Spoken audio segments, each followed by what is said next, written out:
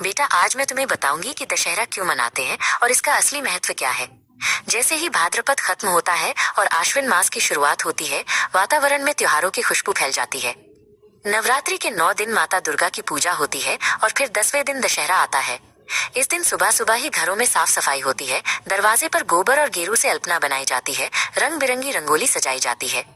महिलाएं जल्दी उठकर स्नान कर पवित्र वस्त्र पहनती हैं, बच्चे नए कपड़े निकालते हैं और पुरुष पूजा की तैयारी करते हैं। घर में दीप जलाए जाते हैं और भगवान राम, लक्ष्मण, सीता, हनुमान जी की तस्वीर या मूर्ति को फूलों से सजाकर आरती की जाती है। सुबह का वातावरण बेहद पावन होता है। मंदिरों की घंटियों की आवाज, शंख ध्वनि और भजन कीर्तन पूरे मोहल्ले में गूंजते हैं। यही वो क्षण होता है जब हर घर में भक्ति और उत्सव का माहौल शुरू हो जाता है। बच्चों, दशहरे का असली संबंध भगवान राम की कथा से है। अयोध्या के राजा दशरथ के 4 पुत्र थे, राम, लक्ष्मण, भरत और शत्रुघ्न। राम सबसे बड़े थे और वे मर्यादा पुरुषोत्तम कहलाते थे। जब राम का राज्याभिषेक होना तय हुआ, तभी रानी कैकेयी ने राजा दशरथ से वचन मांग लिया कि राम को 14 वर्ष का वनवास भेजा जाए और भरत को राजा बनाया जाए। पिता वचन के बंधन में बंध गए और राम ने बिना किसी विरोध के वनवास स्वीकार किया। माता सीता और भाई लक्ष्मण भी उनके साथ गए। वन में उन्होंने साधु संतों और ऋषियों की रक्षा की, राक्षसों का नाश किया और धर्म की स्थापना की। लेकिन वहीं एक दिन लंका के राजा रावण ने छल से माता सीता का हरण कर लिया और उन्हें अपने महल में कैद कर लिया। यही घटना आगे चलकर राम और रावण के बीच महान युद्ध का कारण बनी। रावण विद्वान था, शिव भक्त था और बहुत बड़ा राजा भी था, लेकिन उसका अहंकार उसे अधर्मी बना देता था। उसने सोचा कि उसके बल और शक्ति से कोई उसे हरा नहीं सकता। जब उसने सीता माता का हरण किया तो ये केवल अन्याय ही नहीं बल्कि धर्म के खिलाफ सबसे बड़ा अपराध था। राम ने वानरराज सुग्रीव से मित्रता की और हनुमान जी के सहयोग से वानरों की एक विशाल सेना तैयार की। समुद्र पर सेतु बनाया गया और पूरी सेना लंका पहुंची। वहां राम और रावण के बीच भीषण युद्ध छिड़ा। दिन पर दिन युद्ध चलता रहा, कई योद्धा मारे गए, परंतु राम का धैर्य और साहस अडिग रहा। लक्ष्मण ने मेघनाद को मारा और हनुमान जी ने अपने पराक्रम से कई बार सेना को बचाया। ये युद्ध केवल 2 राजाओं के बीच नहीं था, बल्कि धर्म और अधर्म की लड़ाई थी। अंततः वो दिन आया जब भगवान राम ने रावण का सामना किया। रावण ने अपने 10 सिर और 20 भुजाओं से युद्ध किया, मगर राम के तीर सत्य और धर्म की शक्ति से भरे थे। जब राम ने ब्रह्मास्त्र से बाण छोड़ा तो रावण गिर पड़ा।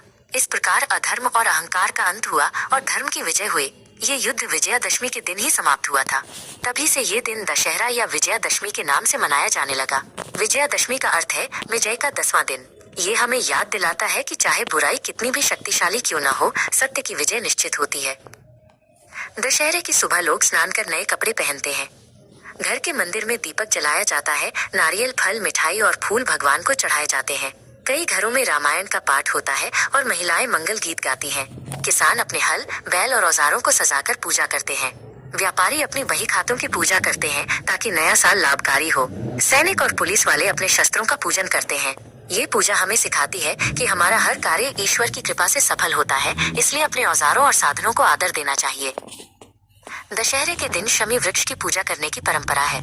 कहते हैं पांडवों ने अपना अज्ञातवास समाप्त होने से पहले अपने शस्त्र शमी वृक्ष में छुपाए थे और विजय प्राप्त करने के बाद वहीं से शस्त्र निकाले थे। इसलिए शमी की पूजा शक्ति और विजय का प्रतीक है। कई जगह लोग अपराजिता पुष्प की पूजा भी करते हैं, क्योंकि माना जाता है कि इससे घर में समृद्धि आती है।